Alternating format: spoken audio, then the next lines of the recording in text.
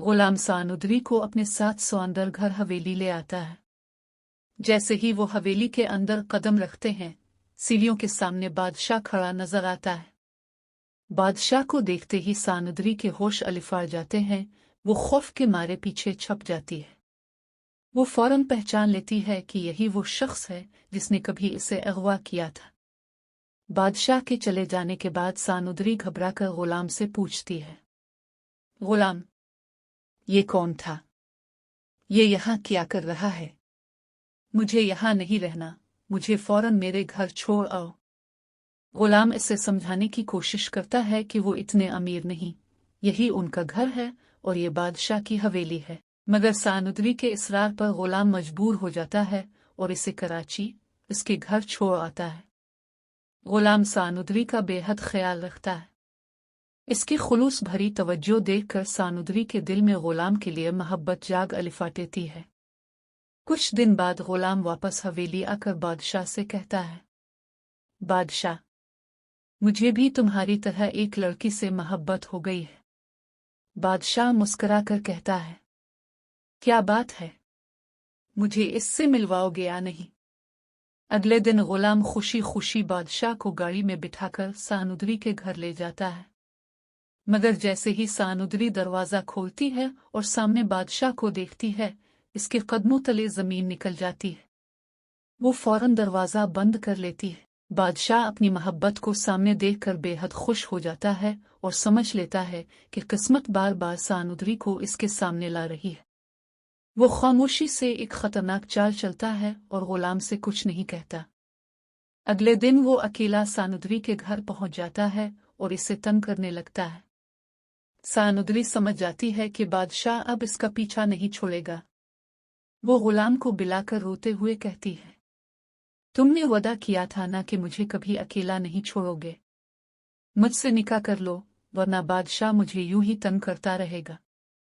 गुलाम आशिक अली का वादा निभाने के लिए मौलवी साहिब के साथ सानुद्री के घर पहुंचता है। इसी लम्हे बादशाह को खबर मिल जाती है कि गुलाम उसकी मोहब्बत सानुद्री से शादी करने जा रहा है। बादशाह गुस्से से पागल हो जाता है, बंदूक अलिफाटेता है और वहां पहुंचकर गुलाम का गिरबान पकड़ लेता है। सानुद्री को जबरदस्ती घसीटकर गाड़ी में डालता है और हवेली ले जाकर एक वीरान कमरे में बंद कर देता है।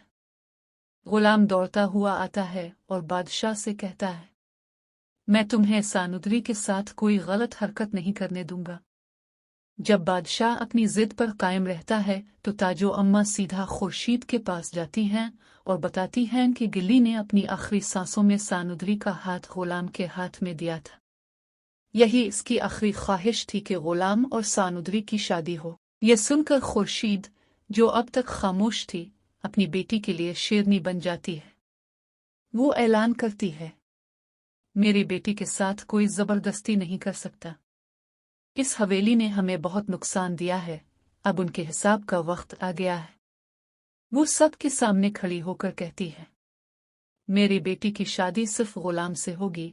ये दिल्ली का आखिरी फैसला था और इसे कोई नहीं बदल सकता।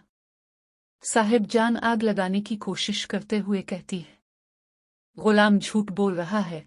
क्या तुम जानती हो कि 22 साल पहले तुम्हारे यहाँ बेटा हुआ था? बेटी आशिक अली तुम्हें धोखा देकर चला गया था। खुर्शीद चीख कर कहती है, मुझे अब सच मालूम हो गया है। आशिक अली मुझे छोड़कर नहीं गया था, तुम लोगों ने जबरदस्ती मुझसे इसकी तलाक करवाई थी। खुर्शीद दो टोक फैसला सुनाती है, सानुद्री की शादी सिर्फ गुलाम से होगी। ये सुनकर बादशाह गुस्से से पागल हो जाता है। वो गुलाम के पास आकर कहता है, तुमने दोस्ती में गद्दारी की है, इसकी सजा तुम्हें जरूर मिलेगी। हवेली में सानुद्री और गुलाम की शादी की तैयारियां शुरू हो जाती हैं। मौलवी साहिब आ जाते हैं। सब इंतजार कर रहे होते हैं, मगर गुलाम अभी तक बारात लेकर नहीं पहुंचता। खुर्शीद घबराकर लादो अम्मा से पूछती है, गुलाम कहाँ है? लादो अम्मा कांपते हुए बताती है, वो बादशाह के साथ तैयार होने गया था। बादशाह मगरमच्छ के आंसू बहाते हुए कहता है, मुझे तो पहले ही मालूम था, वो सानुद्री को धोखा देकर भाग गया है। लेकिन मैं आज भी सानुद्री की इज्जत बचाने के लिए इससे शादी करने को तैयार हूँ। वो सानुद्री से पूछता है, मगर सानुद्री साफ इनकार कर देती है। मैं सिर्फ गुलाम की हूँ, किसी और की नहीं।